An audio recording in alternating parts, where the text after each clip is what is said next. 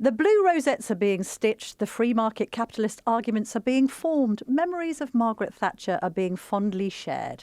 This weekend, the Conservative Party conference will descend on Birmingham, as well as being a beauty parade for the four contenders competing to replace Rishi Sunak as opposition leader.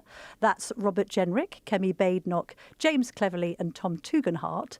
The four-day Righty Fest will also seek to address what caused the Tory Geddon and what to do about it. So in this pre-conference Daily Tea deep dive, I'm going to be joined by the man who understands conservatism arguably better than anyone, Charles Moore, the former editor of the Daily Telegraph and Sunday Telegraph and the Spectator, Thatcher's authorised biographer, member of the House of Lords, and as of Wednesday, the newly appointed chairman of the Spectator magazine. The question we will be attempting to answer in this podcast special is, what is the future of the right? And does it definitely lie with the Tories? Welcome to the Daily Tea with me, Camilla. And me, Charles Moore. Can I call you Charles, or is it Lord Moore? Should I be very formal? I think it's journalistic to be Charles, isn't it? And I'm a journalist. Well, also, if we're Charles and Camilla, then we are basically podcast royalty together. Now, before we get into the leadership race and the candidates and what you think of them all, what's your analysis of what went wrong for the Conservatives?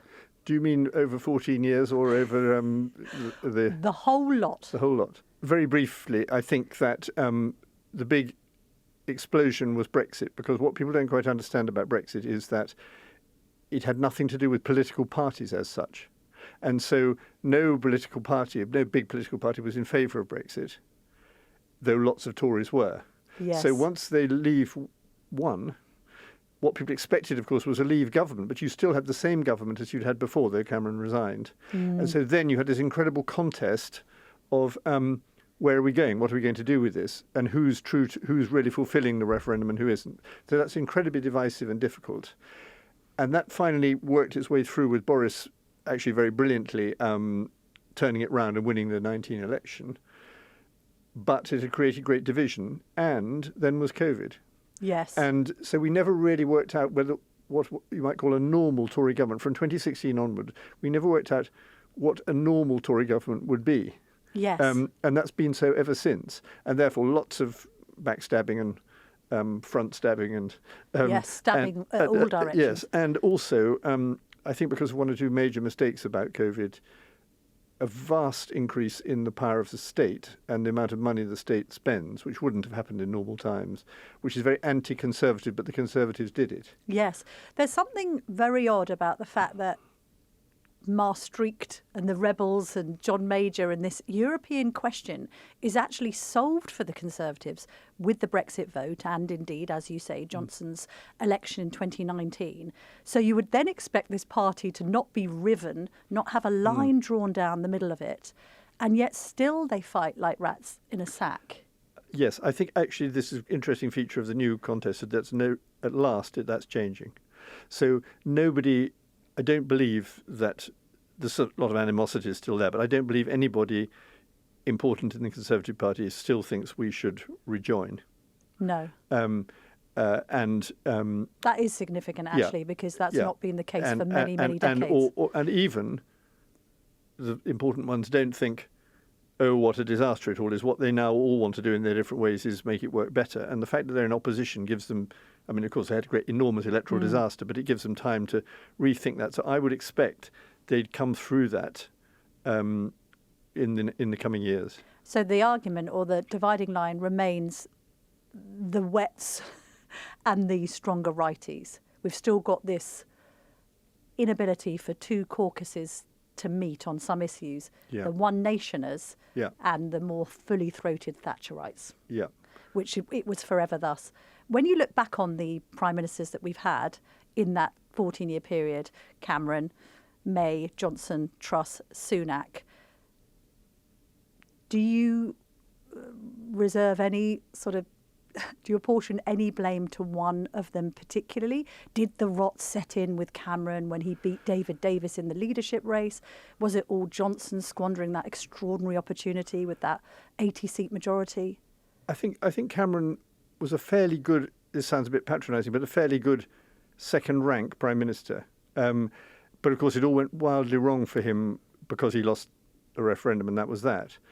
I think Theresa May, I'm afraid, with though she had the best will in the world, was a very, very bad prime minister, and she couldn't work out how to handle the problem she was there to solve. And then Boris was a brilliant but also simultaneously hopeless prime minister. So Yes. this weird mixture. I mean, he will be the really important one because he did whatever went wrong later. He did achieve what he intended to achieve, win the Leave vote, turn it all around so that he could become a leader, prime minister, and win the election very convincingly and get Brexit. There's a very remarkable long-term achievement. Yes. But then you had COVID. He rather messed that up. And then you had Liz Truss, who never got off the ground, and I think did make a terrible initial mistake from which he couldn't recover. And then I think Rishi would again be in normal times a good second-rank prime minister, but somehow it was too late and it couldn't pull together. Sunak was wrong to call that election when he did, wasn't he? Yes, I wouldn't put it very high because I think the wind had blown that way so strongly that they were going to lose. But yes, it was a series of calculations that didn't work. And in particular, one of the ones obviously was that it was largely designed to stop reform, and Farage was just quick enough to Yes. prevent that. Well, we'll get on to Farage Yeah. in a moment and also get on to the leadership race. I just want your advice before we do that because I've got to interview Boris Johnson next week. You know him very well. How am I going to get the best out of this man? I'm interviewing him about his book on GB News. I've been seeking many different people's counsel on this, and apparently it's a mistake to go in too aggressively. Yes, he's very, very evasive in interview, including in private interview, if you know what I mean. If you Yes. say, Boris, what do you think about something, even if it's just me and him, he will instinctively not want to, what a normal person would do is just sort of answering it, if you know what I mean. Yes. He does everything by in an oblique way and with jokes and things like that. I mean, I haven't got any good advice, but he wants to enjoy the occasion. Indeed. And you will be good at that. And, well, I hope to keep him yeah. entertained at least. I'm thinking a more kind of subtle sort of, do you have any regrets or what would you have done differently? Of course, he's writing a book, so Yes. he will want to tell you about the book. So it's much Exactly. better than if you're interrogating him about just, as if it was a court case about his political record. No, I agree with that. Note to self, read a book. Read book before interview. And before we get on to the Tory leadership, in general, conservatism sort of on a global level, we've got J.D. Vance becoming a proponent of a quite interesting form of conservatism, I think, alongside Donald Trump, sort of slightly professorialising and academizing Trump's offering, really. He's finding himself, Vance, between two stools. And I only mention it because I noticed a bit of it at the Labour Party conference. There were some union people at the Spectator party, which I found a little surprising. It was being sponsored by National Gas. Obviously, these GMB and other types are very worried about North Sea oil and gas jobs going, and they think that that's going to be the Labour's sort of Thatcherite legacy. What they do to people working in those industries is the same as what she did to miners. And one of these union guys was sort of citing J.D. Vance and saying, I really like what he's saying about Rust Belt America and workers' rights and the minimum wage. And I'm thinking, is that the direction of travel for conservatism in this country? Well, I think it is a very complicated question, and I hope that some reconciliation can be brought about because it doesn't seem to me to be essential. In fact, if you look at the whole history of conservatism, it quite often reconciles two things which are really quite different. One is a great belief in free trade and free markets, and in that sense, what people now call globalization. This should work across a free world. That's a very strong trend or strand. And the other one is more national and more to do with your tradition, history, etc. These two are quite different, but they're in some tension. But the Tories have usually managed to accommodate both, because actually you need both. You do need a very strong emphasis on liberty, economic liberty, and other liberty, but you also need a sense of yourself, your history, and the importance of the ordinary person, rather than multinational, extremely rich people. And what's happened in the post-Thatcher, and I don't think she was like this at all, but I think it has happened in the last 20 years, is there is a sort of global elite of terrifically rich people who have done disproportionately well out of Yes. the situation, and that means that people think that free markets don't work. I would argue that's not the case. I would argue that free markets have not really been allowed and have been corrupted.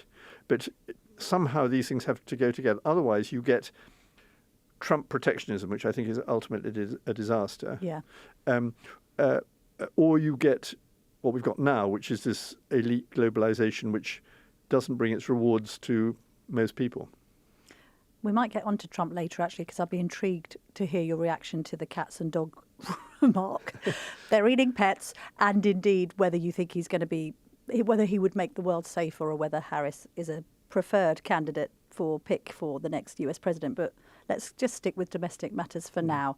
Leadership. So I was quite surprised to see you at Tom Tugendhat's launch, because I kind of thought, the Telegraph colleague in me thought, Tugendhat's far too wet for Charles Moore. Well, first of all, I think it's important to listen to all of them, and I've deliberately not made up my mind yet about who I would favour. I'm very keen on this quite slow election process, boring though it may be, because it brings it all out. And actually, I do think the 3 of the 4 candidates who are now going forward are pretty good. Which are the 3 you like? Well, it's quicker just to say, isn't it, that I would rather discount James Cleverly, though he's a very nice person, but I think he's a lightweight. Yes. But the other 3 all seem to me to be saying things. They're saying slightly different things. They're all interesting. They're all, in some sense, well qualified.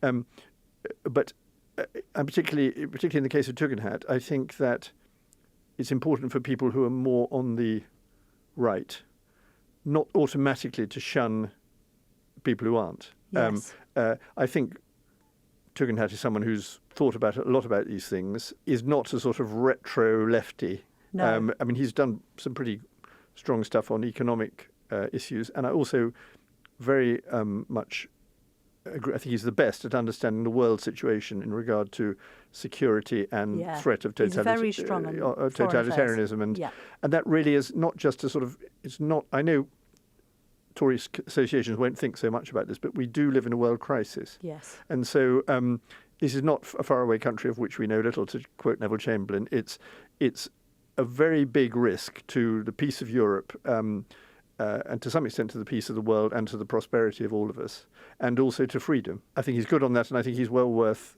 hearing. I mean, I think the others are pretty good on it too, but those are the sort of issues. So I think quite a creative debate is actually in there somewhere. What do you make of Robert Jenrick's journey?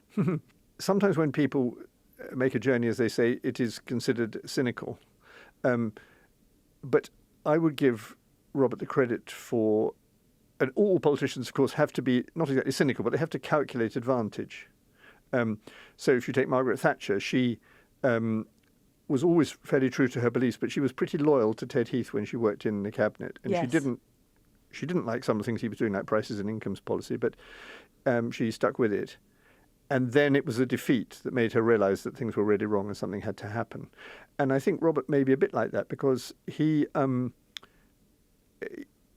was his experience of how absolutely the immigration policy doesn't work that made him really think we've got to do better at this, and that brought him on to a whole load of other things. So I think I would give him credit for a consistent rethink, and if it's a calculation of victory, well, I mean, he's a politician. They're entitled to calculate victory. I mean, it could have been a tactical resignation in the vein of Boris Johnson as Foreign Secretary in a bid to line up a leadership bid where you can say, I don't need to be associated with the last government because I was the one who put my head above the parapet. Yes, I mean, that may well be true. But I think good politicians have an interesting mixture of true beliefs and clever calculations. Are you hearing the same concerns as I am about Kemi Badenoch's manner, and that she's rude and abrasive and it's a problem? I do hear that a bit. 2 levels. One is inconsiderate of sort of big shots and backers, which obviously is not a terrible moral fault, but it's a political mistake. You know, you need to get important people to be on your side, and you need. It's slightly arrogant not to. Yes. Worse, I think, is seeming sort of lack of it's sort of doorstep stuff. A seeming, this may just be manner really, but I wouldn't put too much on it. But a seeming lack of interest in what are the actual concerns of the person you're talking to. Yes.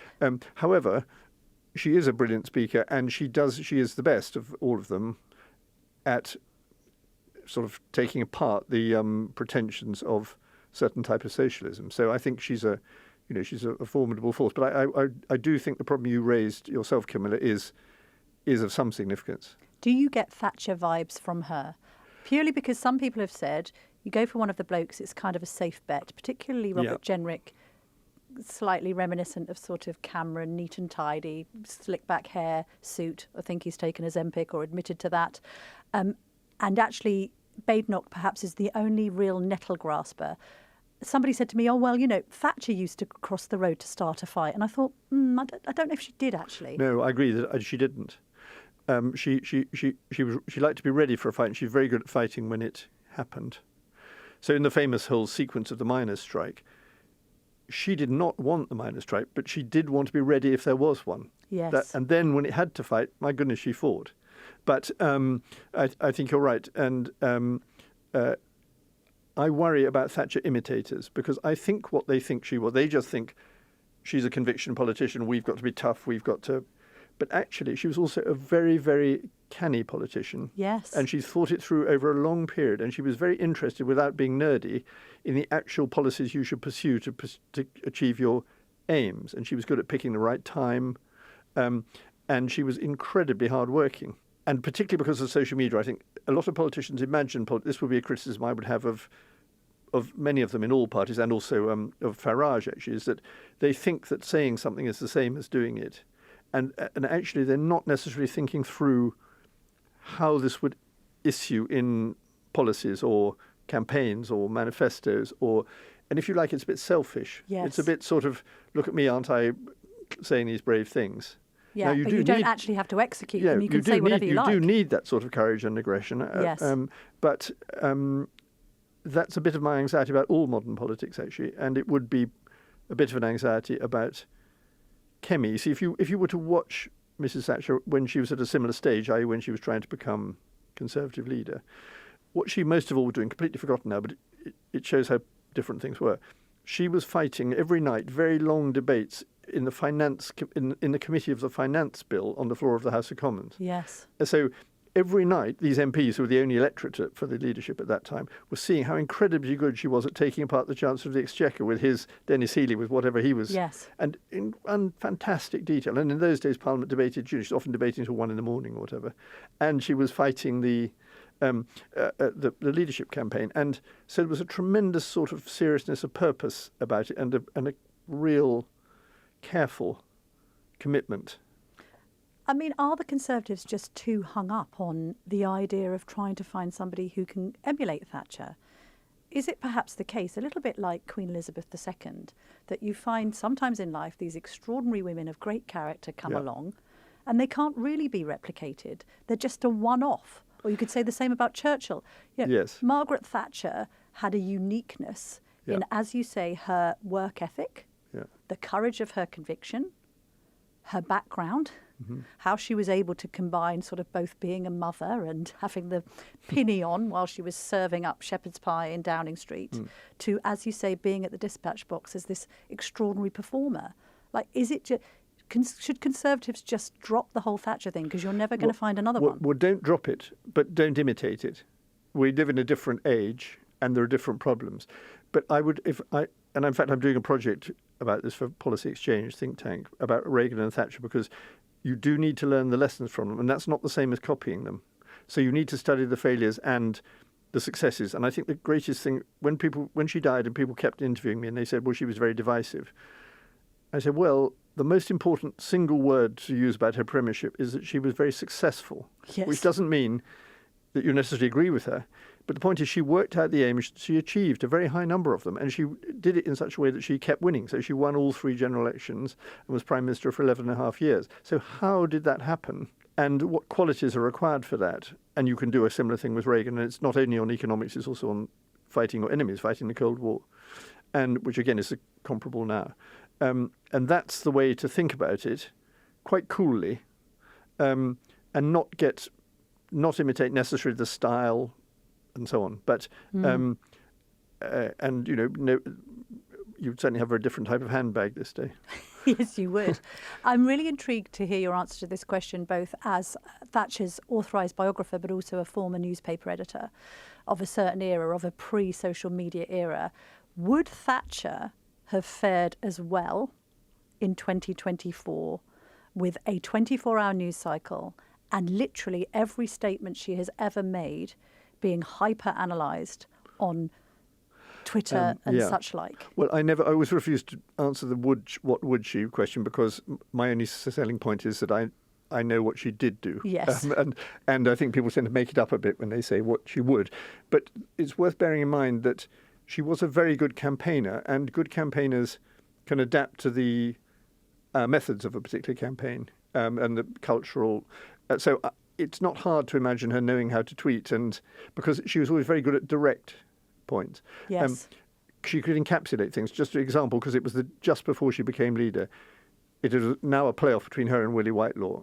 It was a Young Conservatives conference at Eastbourne, and all she said was this one phrase, because it was all to do with strikes: "I back the workers, not the shirkers." Yes. And Perfect. Perfect, because first of all, workers is usually a Labour word, which she's pinched. And shirkers are what people don't like. Yeah. And so out there, a whole load of people are very frustrated, often working class people, very frustrated by a bad Labour government, and actually by what Heath did before. And here she is, and she's not saying anything directly about strikes, but it's just there. That's a soundbite, and that would work today on TikTok, wouldn't it? Well, to be fair, she does work on TikTok, because many times I stumble across old videos of her refusing to jump in the air for Yes, that's marvellous. Isn't it? She's asked by this talk show host whether she'll do a little jump of joy, and she says, "No, I'm absolutely not doing that. I'm a Prime Minister." And then at other points, the succinctness with which she expresses herself, her turn of phrase, her clear intellect. I know you're not doing retrospective hypotheticals, but as you mentioned COVID, how would Thatcher, as a former chemist, have coped with COVID? Well, Boris's first instinct was to take what is now recognised as a sort of Swedish path, but he didn't. And I think he does regret that. And this is probably because two reasons: one understandable and the other less admirable.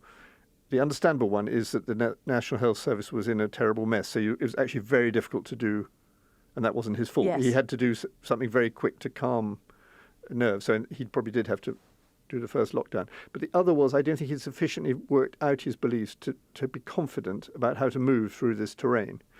And she was confident about how to move. She was cautious, but she was confident about how to move through a terrain. And anybody of Thatcher-style beliefs who looked at the COVID situation would have been very, very cautious about the sort of massive nationalisation of the problem that took place, and particularly about its repetition. So once you got through the first emergency, why do we have another one and another one, and this vast expansion of spending and so on? And so that, I think, is, if you don't have if you don't see your guiding star clearly, you get into trouble in these crises. When you wrote those 3 extraordinary volumes, which took you, I believe, 6 years, was it altogether? No, 22 years. 22 years of prep, but well, they're released between 2013 and but I think I was working on it 2019. Working on it 22 years. Yeah. Which, I mean, of all of the tasks that you've had in life as a writer and editor, I mean, was that the most difficult? Yes, because it's quite an interesting thing. Of course, it's obvious, really, but journalism is in a certain sense easy because it goes to bed and you go to bed and on you go. But this is more like building a very, very complicated building or climbing a very high mountain. So you go on and on and on and on, researching and writing the books, and very lonely. Yes. And you don't know whether the building will fall down or the mountain mist will descend on the mountain and you're stuck on. No. So yes, very hard. I mean, very, very fulfilling. But what was the one thing that you think, having written and indeed read, when I read the volumes, what surprised me about her, and maybe I was just seeing it from a very girly perspective, was how feminine and womanly and particularly in the early days, how concerned she was about her image and her dresses. And I know you obviously got those letters from her sister's attic, which sort of make that first volume, because they paint this picture of, yes, an aspiring politician with massive ideas and huge amounts of conviction, but also just a woman trying to take on a man's world and present herself properly, which I found extraordinary. What do you think is most misunderstood about her? Well, I think you've hit the very important point. She, sometimes when you've got deep into something, you want to go back to the very first thing. And what is the very first thing that people know about Margaret Thatcher is she's the first woman Prime Minister. And that's what she was trying to be and became. And so she thought it through very emotionally, but also in a very studied way about what's my situation? It could be a marvellous novel or something. In a hostile world, hostile environment, I'm doing this essentially all alone. So I have to think of it quite a different way. As she used to say, there's no second chance for a woman. And she meant by that if a male cabinet minister screwed up, he might have to resign, but he'd get another job and his pals would look after him. And that's why she's such a perfectionist. She had to get everything right. And she understood that. And it made her a very difficult person in some ways, but what she was right about it. So, and that meant everything. So your policies, your speaking voice, your hair, your makeup, your clothes, the bags. And then she realised that the disadvantage, quote, of being a woman could be turned to advantage. So particularly if you're a sole woman, because you're the only one in the room. They're all looking at you. I mean, I sometimes thought, trying to think of how she saw it, if I were a Prime Minister and all my cabinet were women, that would really get me up in the morning. I'd want to go in and I'd want to have this challenge and amusing and fun and so on. And that's what she thought about the other way around. She's the only woman and they're all the men. And she didn't believe in the equality of the sexes. She believed in the superiority of women, but she preferred the company of men.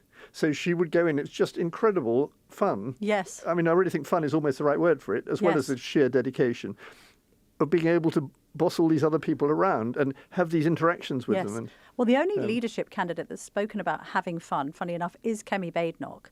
Which of the candidates do you think Thatcher would prefer? Well, as I say, I refuse to answer those hypotheticals and confer any mantle. I think that in terms of fun, I think they're all amusing people, actually. But she wouldn't just back the woman for the sake of the fact. Well, I mean, I think it's woman. a serious point to consider. I think it will be very big impact, mainly positive, if the Tories have the first black woman Prime Minister.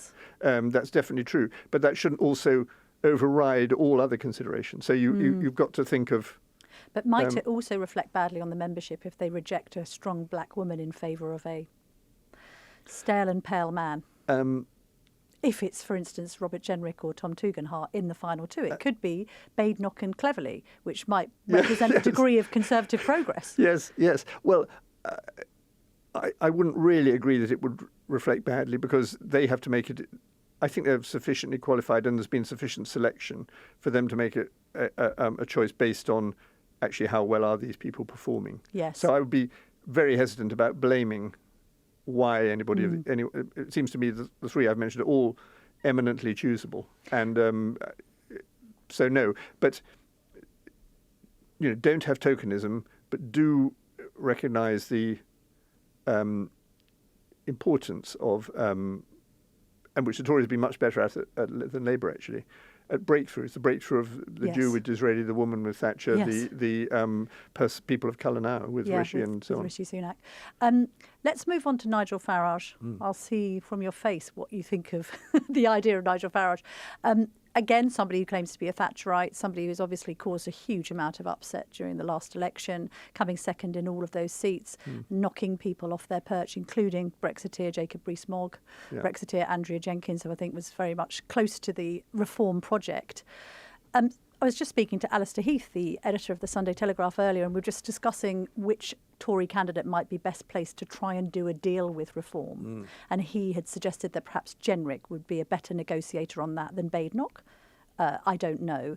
What's your analysis of Farage at this stage in the game? Well, I think he's a very brilliant operator, and I think we all, those of us who supported Brexit, all owe him thanks, because he maintained the position and sort of forced the Tories to think about this, and this goes back a long way. I'm personally not a believer in the cause of reform conquering the world, as it were. No. Because I think it is ultimately, to use a posh word, the epiphenomenon of the Tories. Explain that word to us. Well, that it depends for its success on the failure of the Tories. Yes. I don't see it as they don't make great attempts now, quite serious attempts to build a proper political party. But I feel that that probably won't succeed, and that it's all to do with how much the Tories adjust, and to a lesser extent how much Labour adjusts, actually. Yes. And I don't have much faith in new parties, because there is a reason why we have a basic two-party system, and that's also to do with our electoral system. But it's a way of bringing up, training people, getting depth on policy, whereas this is a sort of, it's the same problem with the Greens. But they're not nearly so well led as Farage leads his party, but they are more like protest groups. Yes. And it's a very long way from being a protest group. And by the way, just as a prediction, unless the Tories really mess it up, I don't think it's all that likely that reform will succeed. I think. No. Do you think they've topped out at that 14% vote share, gained on the back of absolute hatred for the Tories, let's be honest? No great affection for Labour, but people lending their vote left, right and centre, literally. Certainly, yes. I mean, I certainly think that's the risk for them. And therefore, with good reason, they are turning their attention more on Labour now. Yes. But then isn't there a frustration for righties to see this situation where you've got, if you had the Conservative and Reform vote share added up, that it would suggest that the country, I mean, actually, you can't quite suggest that the country's more right than left, because you could then add the Liberal Democrats, who I think we both regard as being relatively left-wing, and the Greens, and indeed the SNP, to Labour, and then maybe the country's actually more left than it is right. However, the Tories and Reform combined could win the next general election very easily. It's really too early to say, but I would have thought that whoever wins the Tory leadership should not enter into negotiations with Reform, certainly not immediately. If he or she establishes a real sense of direction, support will accrue to him or her. Then we'll see in this contest who wins. If you're dealing with the leaders of Reform, I would have thought that's a trap. What you're seeking is the voters of Reform. Yes, you are. And who don't necessarily have a deep loyalty to Reform. They voted for all the reasons we've been discussing. So that's what it's about, I think. So when Zia Yusuf says, he's the chairman of Reform now, that there is a prospect of Nigel Farage becoming the next Prime Minister, you think that's for the birds? I mean, could he ever become Prime Minister? I mean, I think he's a person of high abilities, but I just think it's extremely unlikely. I agree. That taking on of Labour votes, by the way, interestingly, Badenoch said in her leadership pitch that she was less concerned about the 5 Reform MPs and more concerned about the 5 independent MPs. And I'll ask you a question about sectarianism in a moment. But having eviscerated the Tories, it probably is the right strategy, isn't it, for Farage to go over after the working man, possibly the old Labour voter who switched to Boris Johnson in 2019 and then switched back to the Reds. Yes. Now, without their winter fuel allowance and probably dissatisfied over Partygate and Keir Starmer's seeming appearance of being out of touch, that caucus of dissatisfied and indeed buyers regretting Labour voters could propel Farage further forward. Yes, but I think a party that's based on the dissatisfied is unsatisfactory. It's got to be the dissatisfied and the hopeful. And the rising. The most successful party is usually the one that most clearly identifies with the rising generation. So that's why the sense of opportunity is so important. Yes. People forget that when Thatcher won, she attracted a great many votes from non-Tories because people felt so depressed about Labour. And they were, a lot of working class people were particularly furious about strikes and things like that because they felt it discredited the whole thing. And she was actually, though she had great appeal to sort of Tory grassroots, she also had this reaching out beyond party, actually. So people rather forget that. And you thought, in some sense, you thought things were going to get better. And that was solidified by the famous things like people who would say, Maggie Thatcher got me my house. That's the sort of thing people used to say. And you could build on that and build on that. And that the Tories have been very bad at articulating that, and indeed offering it when they were in government. And now, which is very lucky for Conservatives, Labour seems to be very bad at articulating it. Very bad. Although Farage is a threat perhaps because of his huge social media following with the youth. Yeah. I mean, the idea of being a young Conservative these days does appear to be a bit of an oxymoron. Yes, though you're right. But I think, however, there are a lot of young Conservatives, if you see the difference. Yes. But not with a But they don't know they are, do you mean? Well, there are tons of, there's that, but also there are tons of sort of small websites that are very fertile with conservative ideas. Yes. Now, often produced by young people. And people are so fed up with wokery and the sort of boredom of it all, that of the sort of consensus. Do you think the pendulum has actually swung? You've got millennials who are very much into wokery, and then you've got the Gen Zs who seem to be railing against it somewhat. I think that is right. And you'd expect that. I had the equivalent. I went up to my university in 1975, and they just had the last sit-in. This was Cambridge. Yes. And there'd been endless sit-ins for 10 years or something. And we were the ones who started to put on black tie again. And, we sort of instinctively did it without quite knowing what we were, why we were doing. We were basically reacting. Yes. They had been reacting and we were reacting against them. But the Tories are finished if the average voter is 65. Yes, though, remember, there are a hell of a lot more average voters called 60, who are 65, if you see what I mean. Yes. I mean, that's it by the same definition. But yes, you've got to be... And actually, older voters, such as me, think a great deal about the needs of younger voters, particularly if they have children and grandchildren. So, no, but that's right, because your generation, the so-called boomers, may be associated with things like being NIMBY, not in my backyard. But now I feel like I've said this to my father, who's older than you, but of the same generation and the same political persuasion. And of course, he's concerned about his grandchildren being able to live nearby him. And therefore, you go from being NIMBY to being more YIMBY. Yes. And maybe perhaps even more, certainly not Corbynomic, but maybe, I think perhaps the tie that binds, isn't it, is this idea that people should keep more of their money. Yeah. This is one Achilles heel for all of these leadership candidates, by the way. I don't think any of them have said anything particularly clearly on economics beyond... Capitalism isn't a dirty word. There's a bit of stuff from Tugendhat now, which is just coming through this week, which I think is of some interest, because he's thinking more about building up saving, going for the long term, private pensions, that sort of thing. Are you a Trump fan? No, I mean, I don't like him. I mean, I think he's very... I suppose the one word I would say about him which encapsulates why I don't like him is I think he's unbelievably selfish. Explain that. Well, it's all about him, isn't it? It's all...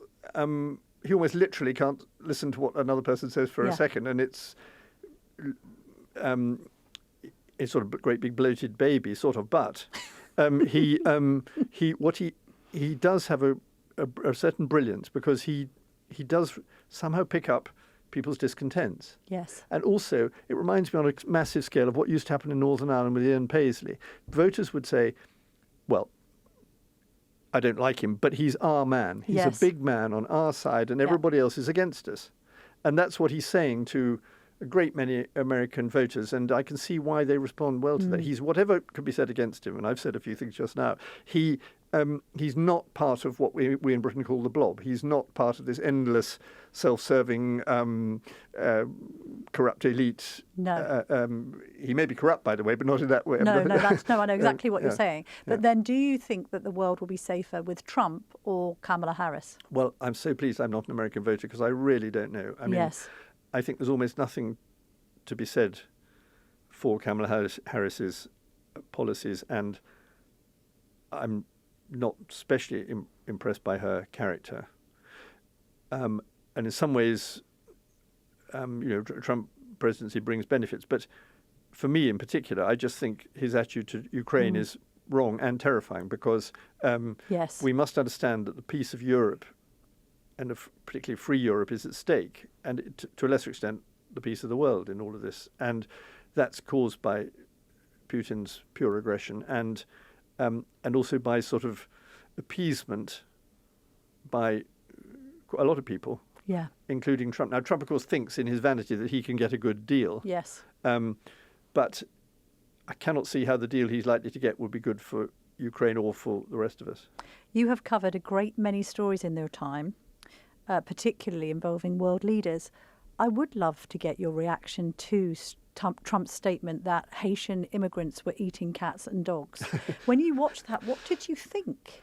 Well, of course, we got a bit inured to Trump saying these things, haven't we? So I was amazed. And by the way, just to get it on the record, I don't think they are eating cats and dogs, okay? No. I don't.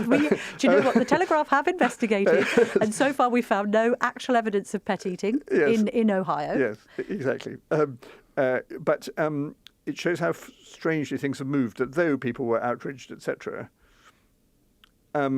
it didn't come as a total shock that he said something like that. And 10 years ago, if any politician had said that, they would have sort of been out of the door. And, yes. And he's lowered the bar on. Yeah. He's lowered the shockometer. Yeah. So it's like, oh, it's just Trump being Trump. Yeah. In the same way we perhaps used to say it's just Boris being Boris, to be fair. Yes. So I'm not saying there's equivalence between these two men, because they're very, very right. different. Again, Boris broke for good and ill, broke all sorts of boundaries. You're going to be going to the Tory party conference in Birmingham this weekend. You'll be there for a little bit of it. Yeah. And am I allowed to ask any particular plans for the Spectator? Obviously, you've just become the newly appointed chairman, taking over from Andrew Neil. You're always welcome to ask, but it's not for me to answer because my role is a non-executive, and it's chiefly to support the editorial independence of the Spectator, and where I'm sure I will be asked my opinion about the strategy and so on. That's for the editor. And your opinion of Michael Gove being the editor? Very good. Some people have objected because they say because they don't like his politics for it, and that happens on the left and the right. Actually, there are all sorts of reasons for that. But what they're missing is so bloody what? Because he's not in politics anymore. No. I used to have my disagreements with Michael a lot about politics. For example, I was absolutely furious when he tried to ban wood-burning stoves. Yes. But he's out of politics, and I admire his journalistic experience, secondly, his very powerful mind, and thirdly, his ability to entertain all sorts of different ideas, which I think is a very good thing in a Spectator editor. That's something So I feel very happy, and he's a big personality and a proper leader of a distinguished publication. Charles Moore, it's been absolutely fascinating. It's been absolutely fascinating and enjoyable to speak to you about the future of the right. We haven't really decided. We haven't come to a conclusion. The thesis was, what is the future of the right, and does it lie with the Tories? We've agreed it lies with the Tories. Do we think the right's going to be all right? Is the right going to be all right? I put it differently. I'd say there is a future for the right, and you would expect the Tories to lead it, but they could lose it, and that's what they have to understand right now. Thank you very much indeed for joining me on the Daily Tea. Thank you, Camilla. Very nice.